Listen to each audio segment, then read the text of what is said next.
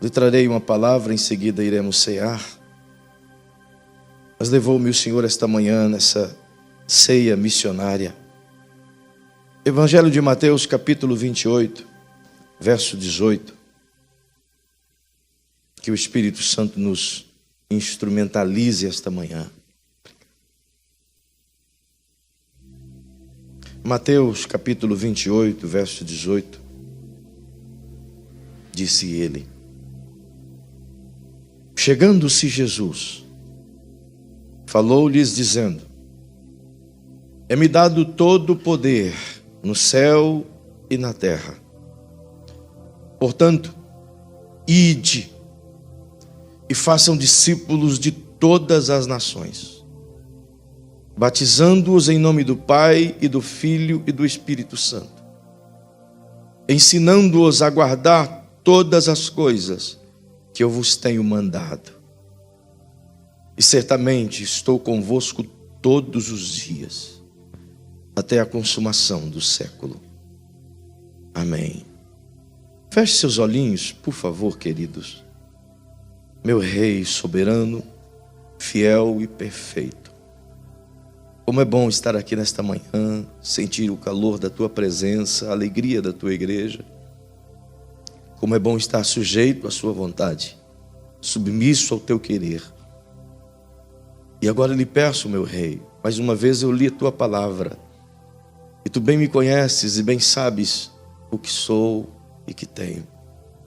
Portanto, a única coisa que posso fazê-lo, Senhor, é falar a tua palavra. Mas o teu Espírito pode nos ensinar esta manhã.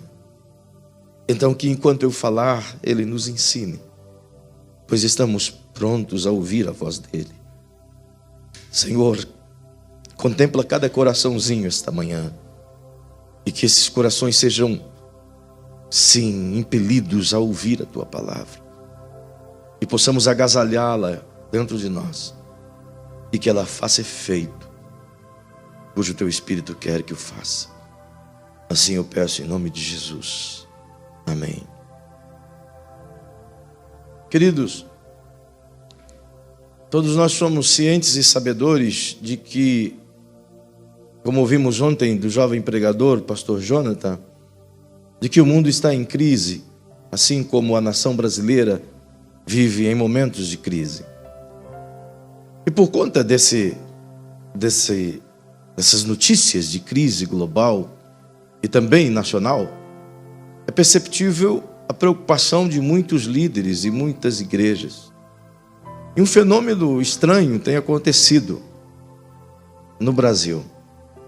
Enquanto que as coisas se afunilam no mundo afora, como que o prenúncio da vinda de Jesus, enquanto que a Síria se dilui em uma guerra interna, enquanto que partes da Ásia sucumbem em meio às catástrofes, à fome por conta da seca, em outros lugares a destruição por conta das chuvas imensas, enquanto que parte da África se avoluma a quantidade de crianças morrendo por desnutrição, o avanço desenfreado de países na tentativa de encontrar refúgio nas nações vizinhas, como no Quênia, enquanto que a AIDS, em 2017, se tornou a ferramenta de morte mais letal, matou como nenhum outro ano antes, a AIDS matou na África o ano passado,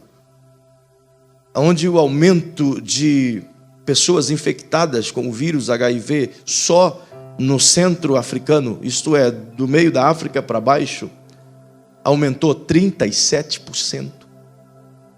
Isso significa que milhares e milhares de crianças estão nascendo infectadas com o vírus da AIDS. Nascem fadadas a morrer. Em meio a esse cenário global de desespero, de clamor, a igreja brasileira tem feito um esforço enorme para trazer seus missionários de volta e cortar investimentos naqueles que estão no campo. Quem tinha 5 trouxe 3, ficou 2. Quem tinha 10 mantidos, ficou com 3 e parou com 7. E essa resposta eu tenho recebido semana após semana, por insistir com igrejas brasileiras a não pararem, a não desistirem, a não jogarem a toalha, a continuarem crendo, a pararem a construção que seja, mas não parar com missões, a parar as festas que seja, mas não parar com missões, a parar as viagens que seja, mas não parar com missões.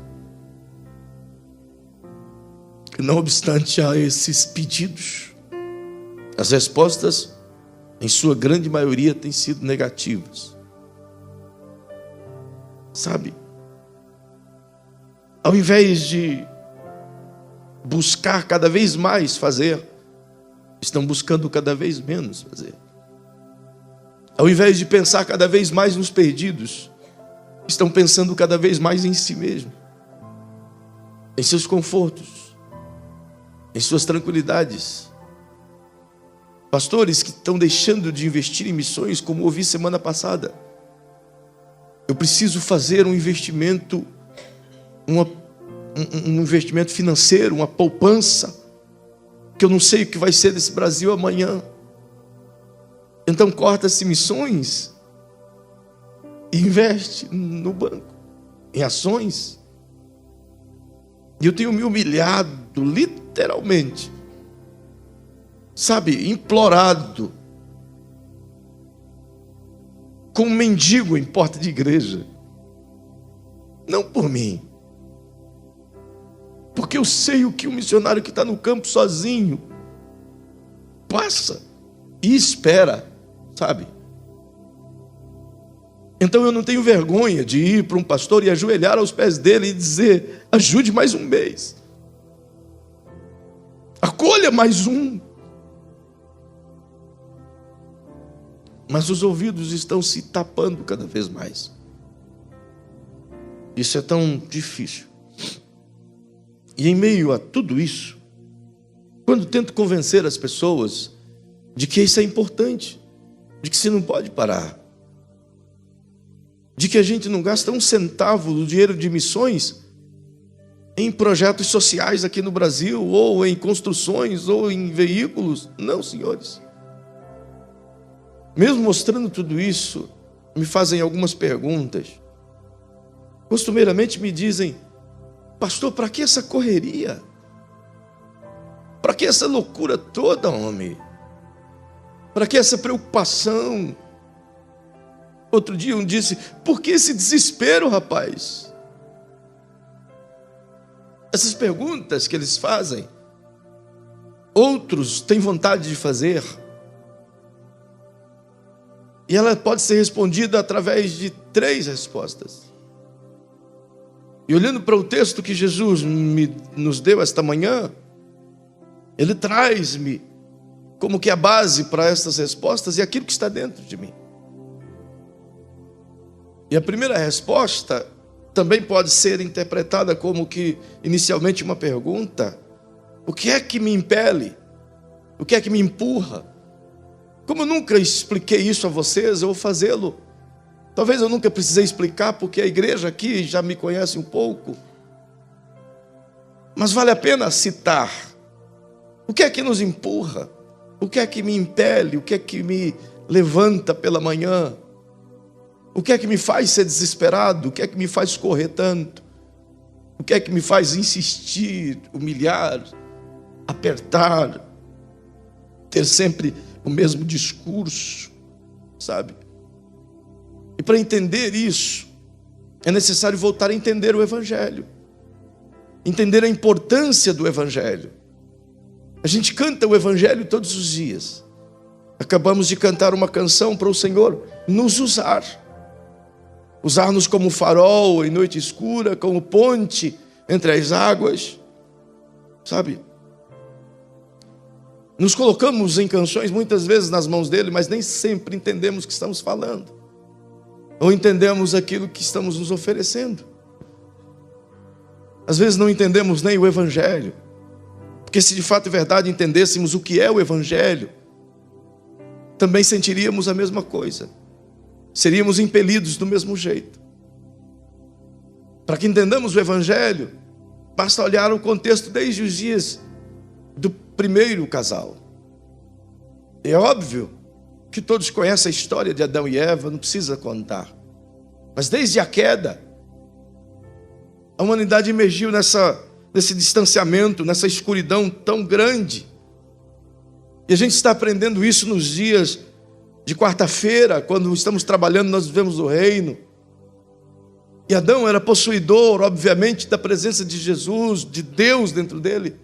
Uma conexão perfeita entre ele e o Pai era propiciada através do Espírito Santo. E havia, portanto, uma terra cheia de paz.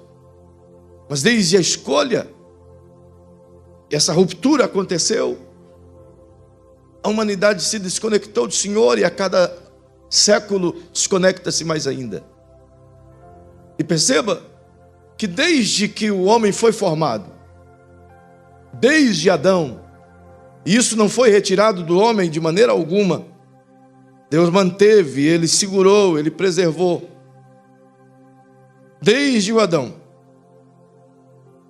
o homem possui dentro dele a certeza evidente de que existe um ser superior, de que existe um Deus.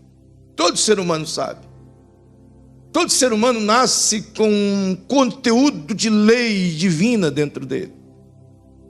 Todo ser humano nasce com a consciência conectada com as leis de Deus dentro deles.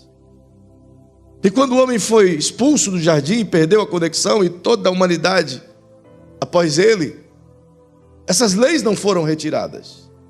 Essa consciência de Deus não foi tirada. Esse entendimento de que a alma precisa crer em alguma coisa também não foi tirado. E é notável que quanto mais a humanidade cresceu, mais ela se distanciou e mais ela se perdeu. E a gente chega ao entendimento de que o mundo sem Jesus está completamente perdido. E não há meio termo. Não há salvação sem Jesus. E a máxima do Evangelho é essa: não há outro meio. Não tem obras boas que levem a Deus. Não tem religiões boas que levem a Deus. Não tem gente boa que encontre Deus. O único jeito de as pessoas serem salvas e escaparem da perdição eterna é Jesus. E não há um lugar intermediário. Não há um limbo onde as pessoas que não conhecem Jesus ou nunca ouviram dele são lançadas para passar um período de purificação e vão subindo de grau em grau até se tornarem aptos para entrar no reino. Não há, queridos. Alguns chamam de purgatório, seja lá o que for. Não há isso. O único jeito de as pessoas serem salvas é Jesus. Então a máxima do Evangelho, que nunca pode ser esquecida, é que sem Jesus o mundo está perdido. Por favor, se isso é uma máxima, ela tem que ser impregnada dentro de nós. Então diga para quem está pertinho de você, diga: o mundo sem Jesus está completamente perdido. Outra vez, repita outra vez. Vire para outras pessoas, se comunique com outros irmãos e diga para ele: entenda, o mundo está perdido sem Jesus.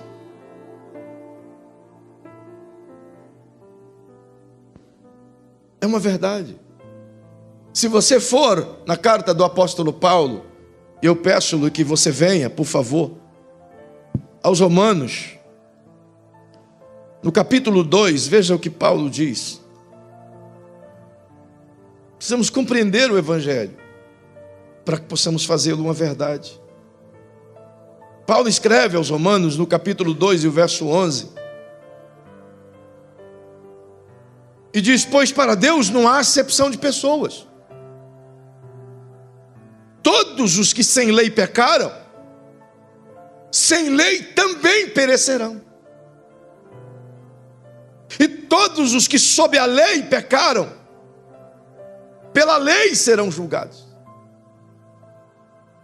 Pois os que ouvem a lei não são justos diante de Deus, mas os que praticam a lei hão de ser justificados. Quando os gentios, que não têm lei, fazem naturalmente as coisas que são da lei, não tendo eles lei, para si mesmos são lei. Eles mostram a obra da lei escrita em seus corações, testificando juntamente a sua consciência e os seus pensamentos, quer acusando-os, quer defendendo-os. Isto sucederá no dia em que Deus há de julgar os segredos dos homens, por meio de Jesus Cristo, segundo o meu evangelho. O que Paulo diz é que desde que o homem nasceu, há dentro dele a consciência de certo ou errado, o entendimento divino de que há um ser superior no qual todos haveremos de prestar contas. Não há uma só pessoa que Deus não tenha colocado essa evidência dentro deles. Não há.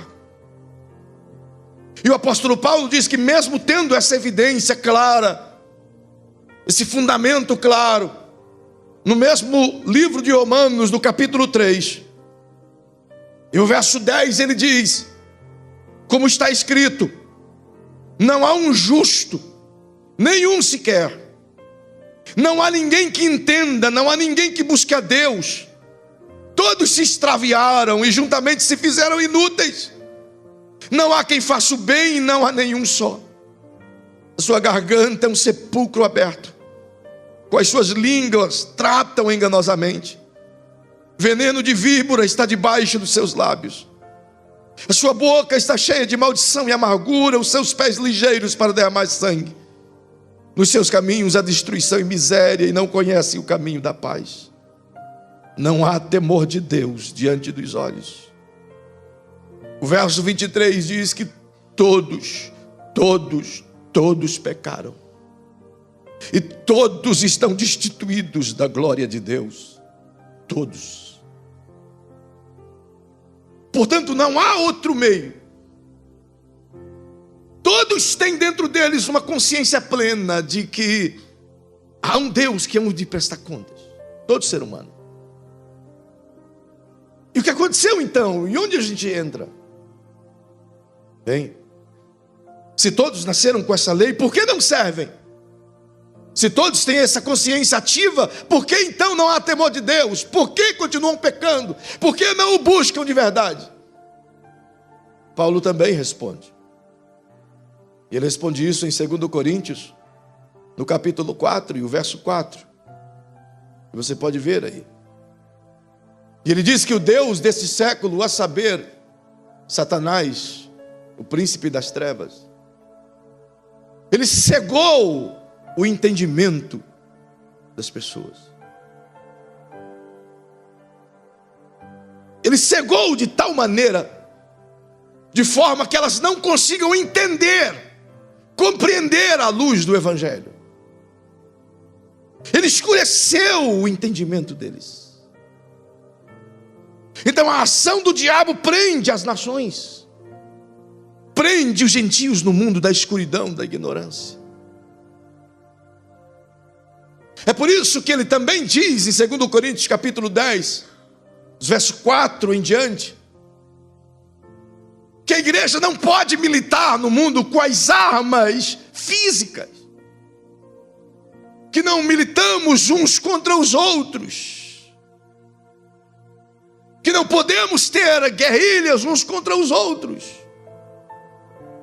que a nossa verdadeira batalha não é contra as pessoas, mas são contra aqueles que dominam a mentalidade das pessoas. Ele diz que as nossas lutas, batalhas, devem ser militadas com armas que não são carnais, mas são espirituais e são poderosas em Deus para destruir sofismas, as mentiras do diabo, os enganos do diabo. Quando os irmãos aqui, nós fomos juntos à Índia, podemos andar em lugares onde o semblante das pessoas mostra os grilhões, onde o ar, embora esteja sol, o dia parece noite. Milhões e milhões e milhões, com as mentes enganadas, obscurecidas, escurecidas pela ação do diabo. Dentro deles há uma consciência de que há um Deus, mas o diabo disse: esse aqui é o Deus. É nisso que você tem que crer. E quando a pessoa tenta se libertar, ele entra com as suas falas, com os seus sofismas, com as suas vendas, com as suas práticas. E ele usa até igrejas para distanciar as pessoas do eterno. E agora, nós precisamos nos levantar para destruir o levante contra o conhecimento de Deus. E a nossa batalha é sempre pedir que o Espírito Santo leve o entendimento das pessoas cativos ao Cristo, para que não fiquem sujeitos à escuridão do diabo. Aí você olha para as nações, para os povos, para os países, para os estados, para as cidades, para a nossa cidade.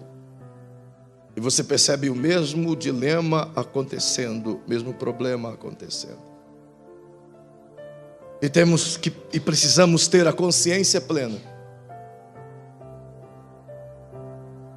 E o problema maior, na minha fraca visão de entendimento, é que ano a ano temos perdido essa concepção de que o mundo sem Jesus está completamente perdido.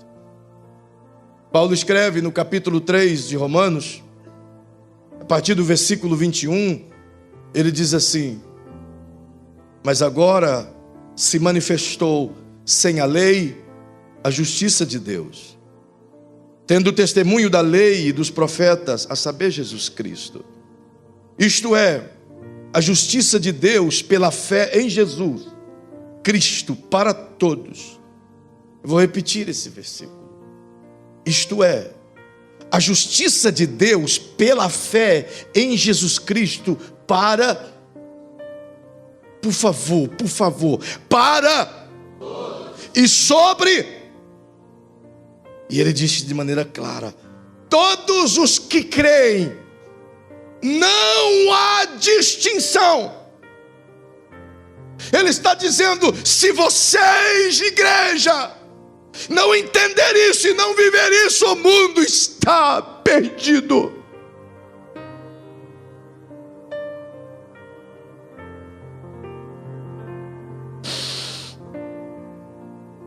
O mundo está condenado. Agora mesmo, o inferno está recebendo milhares de pessoas. Estatísticas globais de instituições muito sérias como a World Vision apontam que por minuto,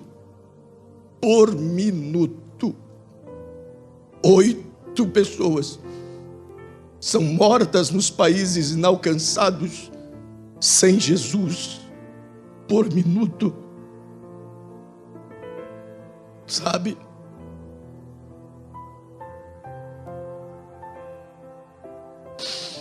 E o que faremos nós?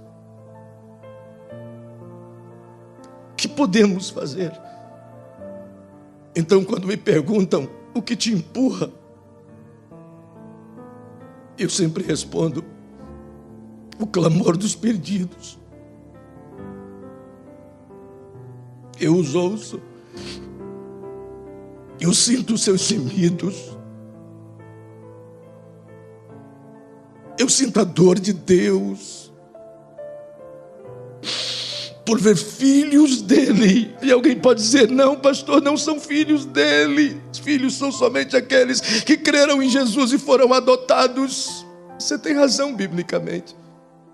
Mas Deus me disse: saíram de dentro de mim. É parte minha que está se perdendo. Aí perguntam-nos: por que então Deus não muda tudo isso? Destrói o diabo e abre as portas para que todos conheçam a Cristo. Primeira razão que ele não faz isso: ele deu a terra aos homens. Ele deu a terra aos homens. E os homens deram a terra ao diabo. Segunda razão: ele colocou uma escolha aos homens. E os homens escolheram o diabo. Terceira razão: ele é a ética de amor puro. E se ele destruir o diabo, ele se iguala ao diabo. Quarta razão: ele propiciou um meio para que o homem pudesse se libertar através do amor, enviando Jesus como sacrifício vicário pelo pecado.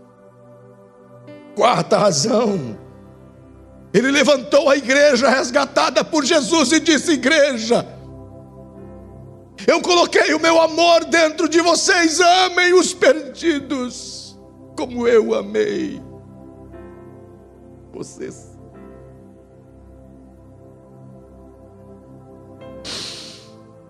Então, ele espera que façamos algo.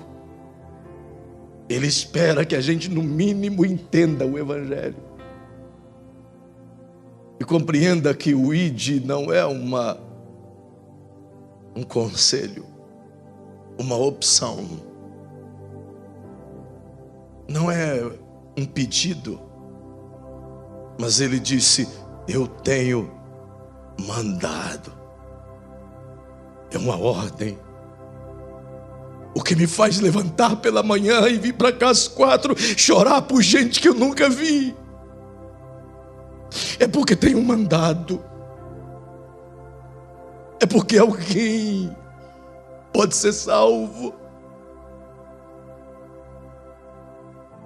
Essa cidade tem 200.000 pessoas para serem ganhas para Jesus. 200.000 pessoas, queridos. Por que a gente não se importa? Por quê? Por que a gente só se importa nos cultos? Por que durante a semana a gente perde essa sensação? Por quê? Será que elas não vão para o inferno? Será que por serem brasileiras está tudo bem?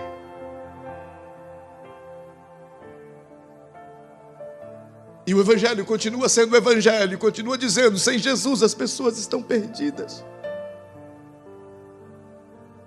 Perdidas, querido, você tem que ter essa consciência.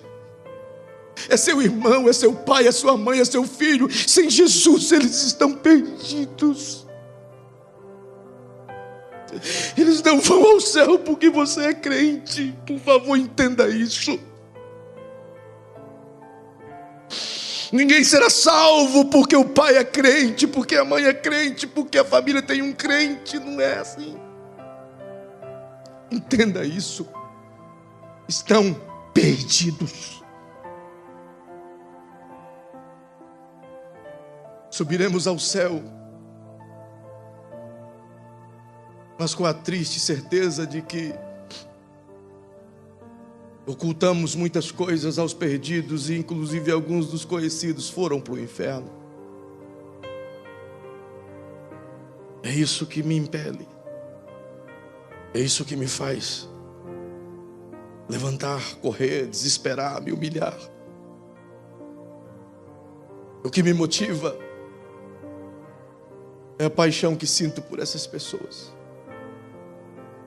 que não é minha, é do Espírito Santo. Essa semana eu conversava com um irmão aqui, ele dizia: pastor, como é isso? Ele sentiu o que o senhor sente pelos perdidos. Eu digo: filho, não é eu que sinto coisa alguma, é o Espírito Santo que me faz sentir, então ele pode fazer você sentir o mesmo. Eu sou um pobre mortal como qualquer um, mas eu decidi deixá-lo viver aqui dentro. E se você não quiser que ele partilhe a dor dele com você, ele não vai partilhar, irmão. Ele nunca vai te obrigar a nada. E ele há de perguntar de todos aqueles dons e talentos que ele colocou nas mãos das boas novas. E o que haveremos de responder? O que lhe daremos pelo benefício de nossa salvação?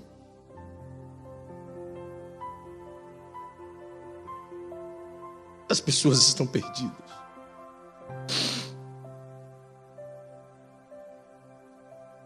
O que eu preciso de ajuda. Eu quero ganhar essa cidade, mas eu preciso de ajuda. Eu quero ganhar almas, mas eu preciso de ajuda. Eu quero ganhar as nações, mas eu preciso de ajuda.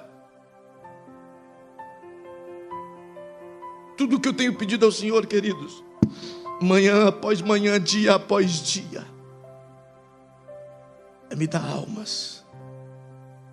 Almas. Eu só quero almas. Eu não quero bens, eu não quero dinheiro, eu não quero nada disso, eu só quero almas.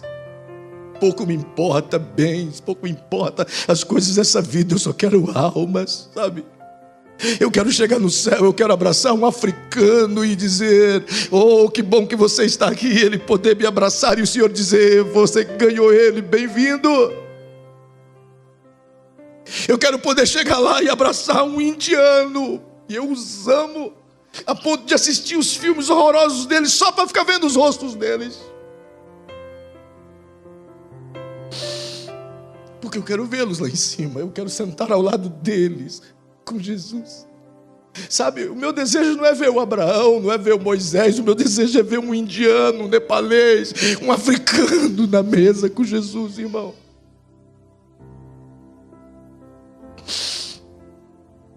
Às vezes eu digo para o Senhor: tira isso de dentro de mim.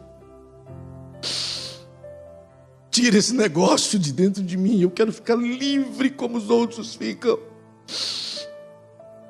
Então ele me pergunta: e me deixarás só com essa dor? Então isso me motiva, me faz correr, me faz amar, me faz gemer, faz eu deixar minha família, colocá-los às vezes e até em algumas situações, porque eu preciso ganhar almas, queridos. Eu prefiro morrer agora, se for para viver sem ganhar almas. Tenho dito isso constantemente ao Senhor, Ele sabe disso. Precisamos viver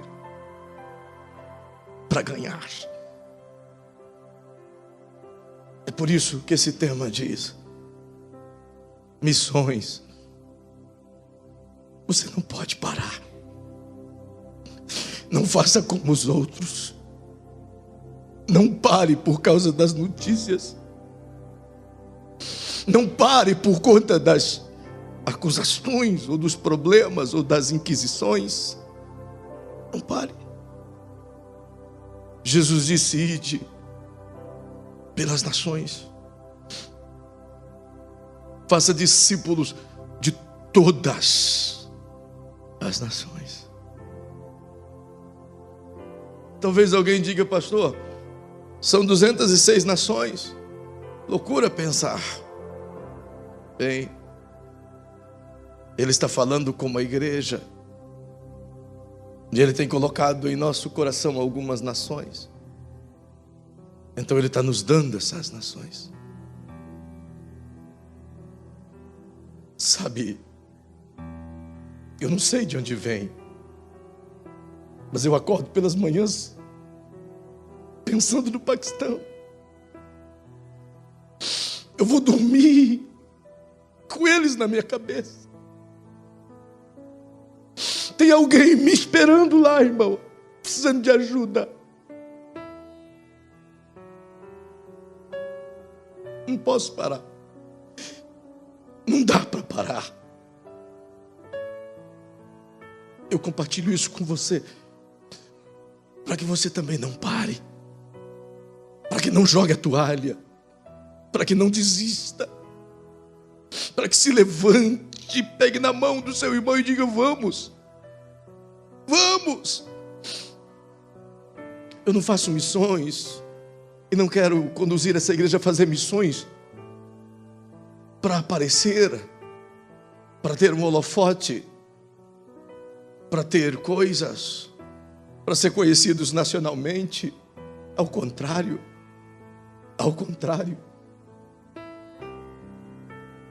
eu só quero ver os olhinhos de gente de todas as nações cheios de água por encontrarem e ouvirem esse lindo nome, Jesus. É só isso que eu quero, sabe? Esse nome tem o poder de mudar cidades inteiras. É por isso que o diabo cega o entendimento das pessoas, para que esse conhecimento de Deus, essa lei, não os leve as pessoas a buscá-lo. É aí que a gente entra. Nós temos que levar o evangelho que liberta a essas pessoas. O evangelho em si, só o evangelho em si, tem o poder para libertar as pessoas dessa opressão. Deus há de pedir contas para muitos daqueles que receberam dele o legado, a palavra, como Israel recebeu a palavra. Paulo diz isso no capítulo 3, verso 1, capítulo 2, verso 1 e o capítulo 3, verso 1. Receberam a palavra, mas não a guardaram e não levaram a palavra às nações. Pois Deus disse a Israel: vocês serão meu povo, sacerdócio real, nação santa, meu povo escolhido, para que o mundo possa ver Deus através de Israel. Eles desprezaram a palavra. Aí vem Jesus e levanta a igreja e diz para a igreja: vocês serão meu povo, meu sacerdócio real, minha nação escolhida. Vão às nações, mostrem-me para as nações.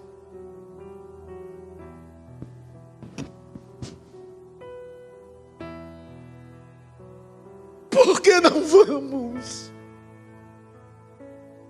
Porque os programas é mais importante. Por quê? Porque o sucesso pessoal é mais importante. Porque estar financeiramente bem, aprazível para os outros, olhar o que temos é mais importante. Por quê?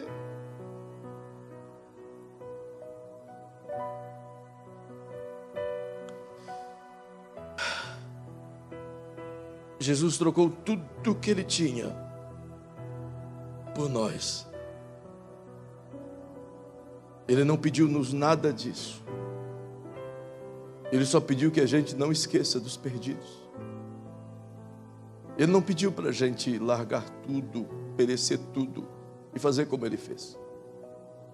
Ele pediu-nos apenas para não abandonar os perdidos, para amar os perdidos e fazer com que eles conheçam a luz do evangelho.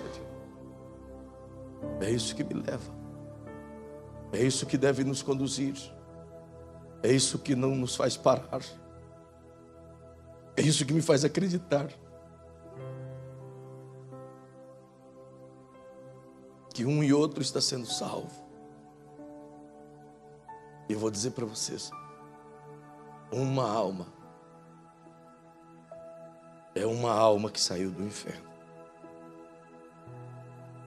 Há poucos dias, dia 24 passado, tivemos uma cruzada em Deodápolis. Trabalhamos o dia inteiro debaixo de um sol ardente. Procuramos as igrejas da cidade e oferecemos tudo. E o meu pedido é: divulguem esses folhetos para que almas venham. Então as igrejas brigaram entre si na organização. E 2 igrejas estavam lá para receber a gente. Tinha 10 visitantes, 10 pessoas não crentes. Os presenteamos com livros. 9 aceitaram Jesus. E se as igrejas tivessem entendido? E se os pastores tivessem entendido? Se tivesse lá 500 pessoas não crentes?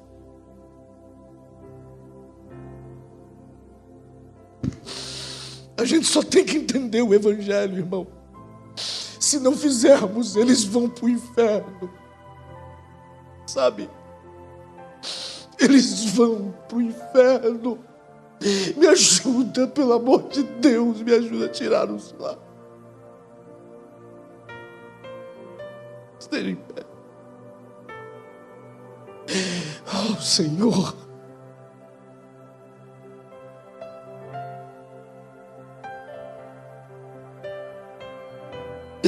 Oh, Senhor.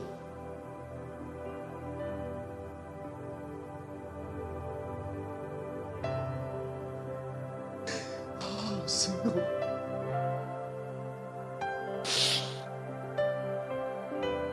Oh, Senhor.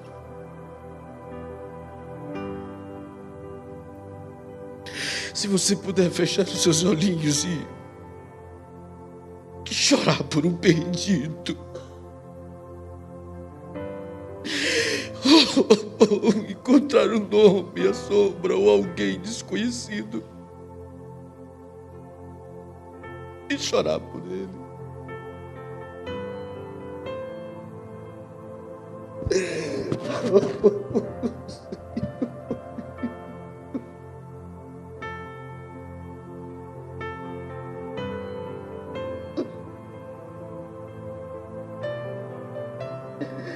Ai, Senhor querido.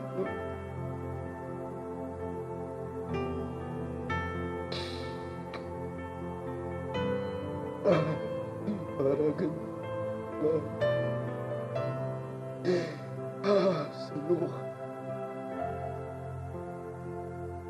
Ah, Senhor. Ah, Senhor. Ah.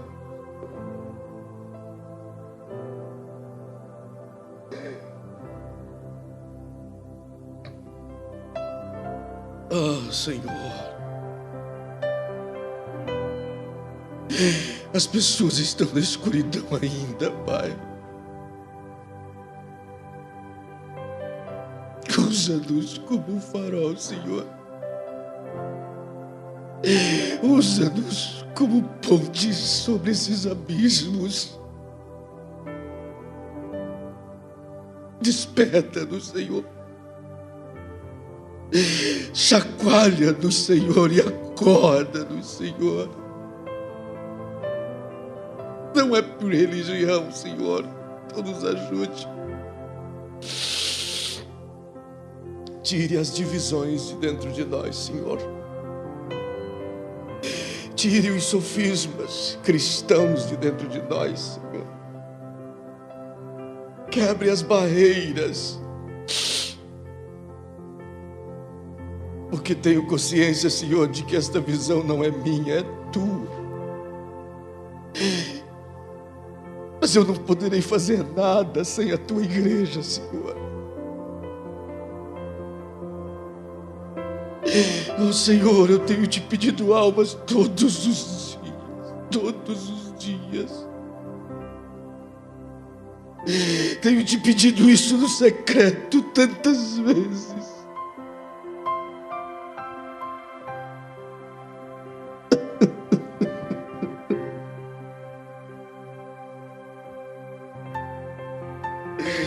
Ajude-me, Senhor, a ter pessoas que compartilhem o mesmo sentimento. Ajuda-nos, Senhor. Ajuda-nos, Senhor. Oh, ajuda-nos, Senhor. Ore e clame. Se coloque na brecha. Diga a Ele o que você está disposto a viver, fazer. Há um chamado esta manhã.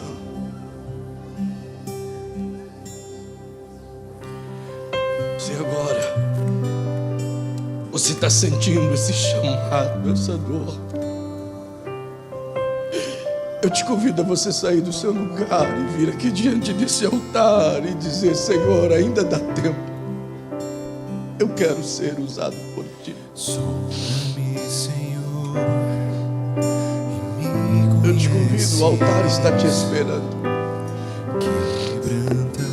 Talvez você pensou em parar e disse: eu vou parar. O Espírito Santo está te convidando ao altar para você reativar e não parar, para você voltar e não desistir, para você continuar e avançar.